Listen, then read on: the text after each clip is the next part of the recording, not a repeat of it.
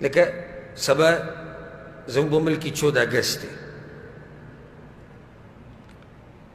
ښه یو نعمت راته میلاو شو، الله مسلمانانو له یو ملک ورکو. نعمت دی که نه دی؟ نعمت دی. پکار موږ له څه دي؟ د الله شکر ادا کړو، د الله شکر ادا کړو، د الله شریعت راونیسو، د الله په شریعت باندې عمل وکړو. نه نو ته به وینې سبا چې کوم درز به وي، کومې سندرې، کوم ډمتوب، کومه فحاشي په بازارونو کې، په باغچو کې، په پارکونو کې، په سټیډیمونو کې، دا به ته وینې. نو داسې ځایونو ته تګ دا د مؤمن شان نه دی، د ایمان د حفاظت لپاره. دلته خو دا سړی د حدیث کې چې ذکر شوی دی، دی خو له منډه تللی د غره په څوکه کې اوسېږي او ته په کور کې نشي کېناستی. ما او تا د ایمان د حفاظت لپاره کور کې لږ ټیم نشو تېرولی. حدیث کې سره چې پیغمبر صلی الله علیه وسلم هغه صحابي ته څه ووایي، ډېر ناشنا نصیحت یې ورته وکړو، وایي چې کله د فتنو دور راشي نو دا ژبه دې کنټرول کړه او کور په ځان باندې لازم کړه. کوم ځای کې کښېنه؟ کور کې. کور ډېر زبردست ځای دی، د هرې فتنې نه به بچي. ما ته اکثر خلک وایي زه الحمدلله اکثر وخت کور کې تېروم، اکثر وخت کور کې تېروم، ډېر لږ زه بهر ته وځم. بلکې کور کې بعض خپلوان ما ته وایي، زموږ خپلوي ته په ځواني کې ځان نه بوډا جوړ کړی سړی چې ته چکري لګوي، چې ته سړی بهر ته وځي او سیل ته ځي او پلاني ځای ته ځي او هلته ځي.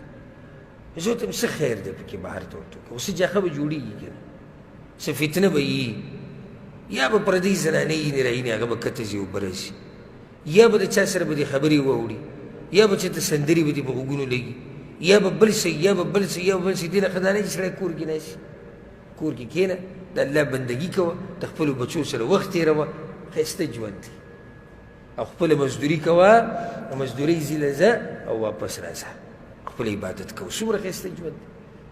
نو د حدیث نه دا واضح شوه چې مسلمان به د ایمان د حفاظت لپاره هر قسمه کوشش کوي.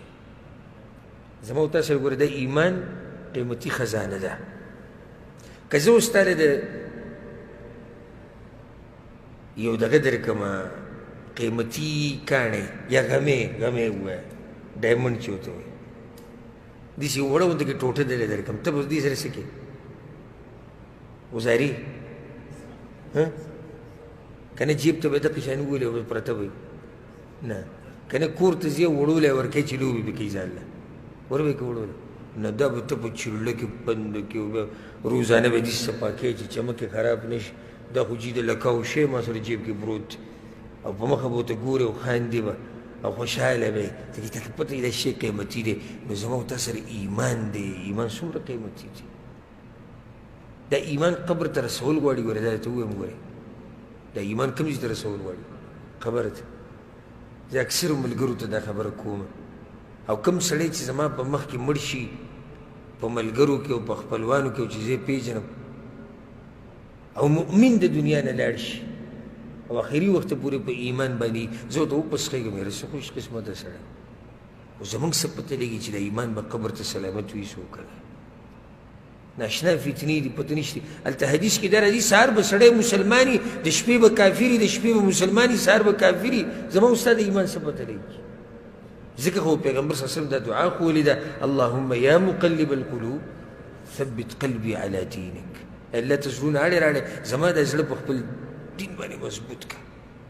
ډېر د یرې وخت دی، ورب الکعبه ډېر د یرې وخت دی. که انټرنیټ ګوري، که ټي وي ګوري، که بهر ته راوځي، قسمه قسم فتنې، د شهواتو فتنې هم دي او د شبهاتو فتنې هم دي.